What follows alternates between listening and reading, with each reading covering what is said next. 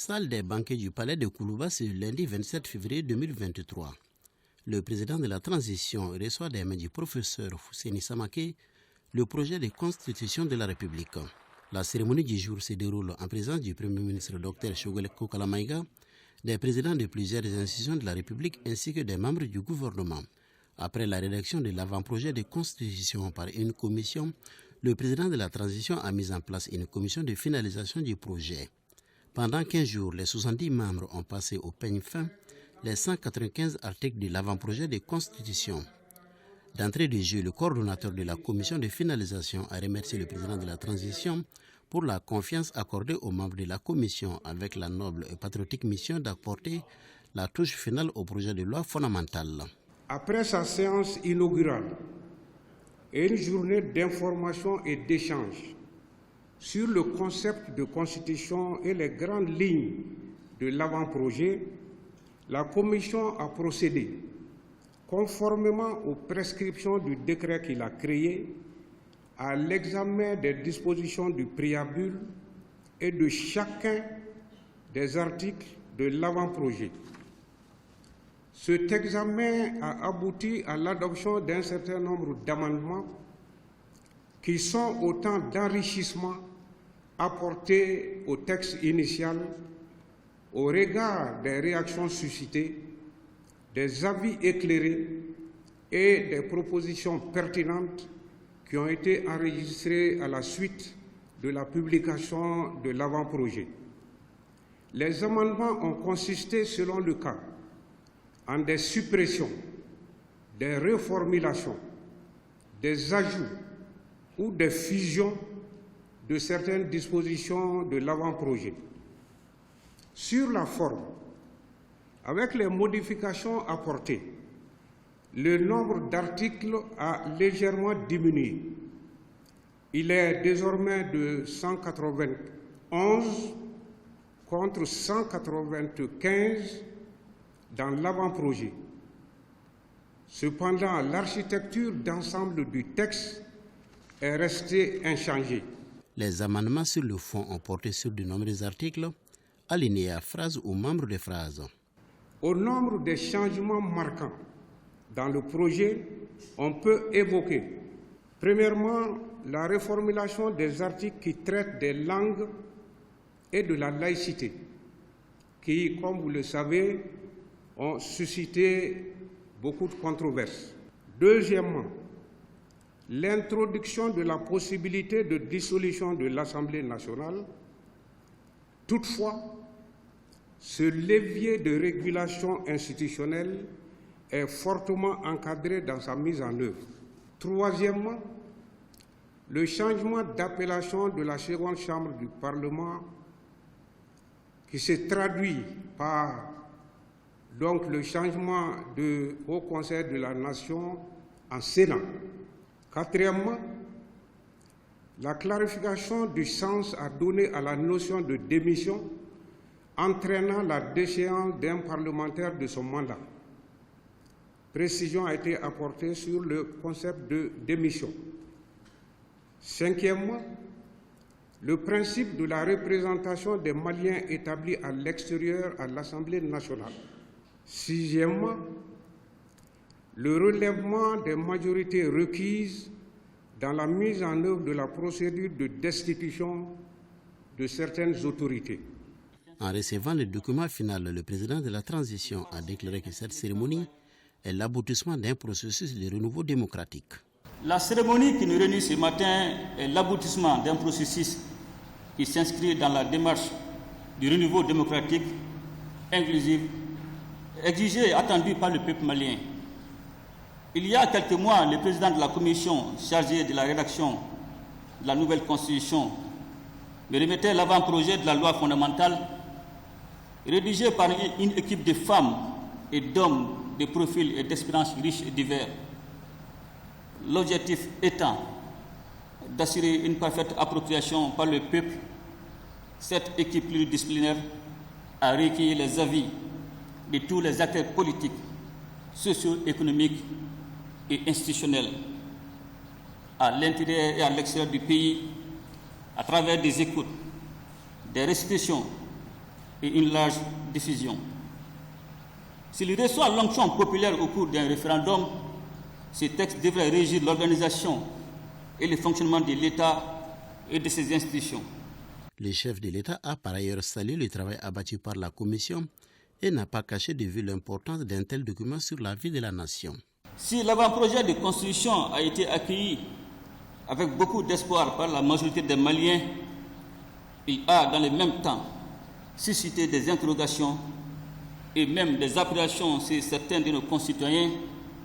Ceci est de l'ordre normal des choses, car on ne peut jamais avoir l'unanimité quand il s'agit de décider et de faire des choix concernant les questions importantes engageant la vie de la nation.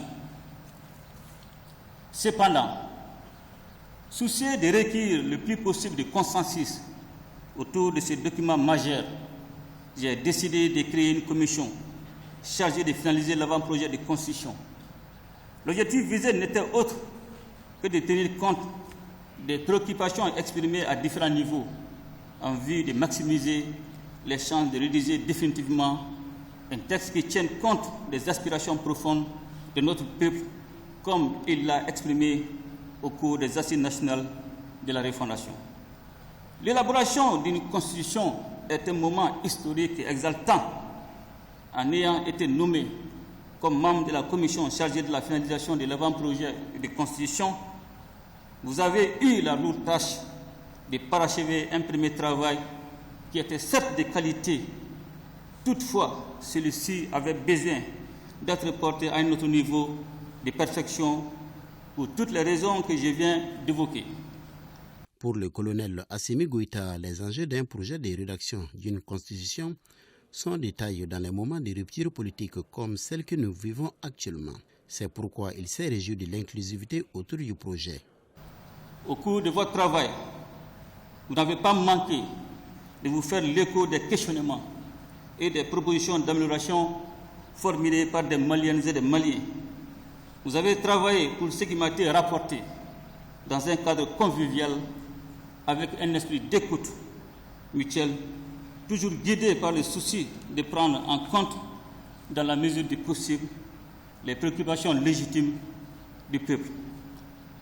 Le document final que je reçois aujourd'hui cristallisera certainement l'espoir de la nation entière quant à l'instauration d'une véritable démocratie. Aussi, je tiens à vous adresser les sincères remerciements du peuple malien pour l'excellent travail que vous avez réalisé. La Constitution n'est pas seulement une norme, quand bien même elle se trouve au sommet de la hiérarchie des normes. Elle est surtout et avant tout l'habillage juridique qui est donné à la vision politique du peuple à un moment déterminé de son histoire. Elle révèle comment le peuple conçoit l'organisation et le fonctionnement de l'État, les droits et devoirs des citoyens ainsi que la justice. À travers la Constitution et les autres normes qui lui seront subordonnées plus tard, c'est la vision de société, du peuple qui transparaît plus globalement. C'est pourquoi il était important que les citoyens individuellement ou organisés dans les groupes s'expriment sans aucune entrave dans un débat riche et fécond. Ainsi, nous avons été témoins des expressions d'opinion les plus diverses à travers tous les canaux médiatiques existants. Mais face à la diversité des opinions et même des intérêts, des compromis sont possibles, des arbitrages sont aussi nécessaires.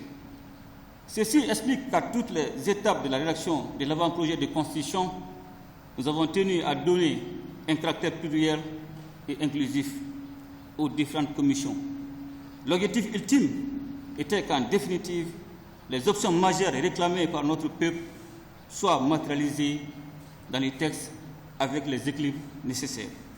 Le président de la transition reconnaît que la base juridique du Mali-Koura sera fermée progressivement. Mais toutefois, ajoutera-t-il, l'édifice national ne tiendra qu'avec l'engagement de tous les Maliens.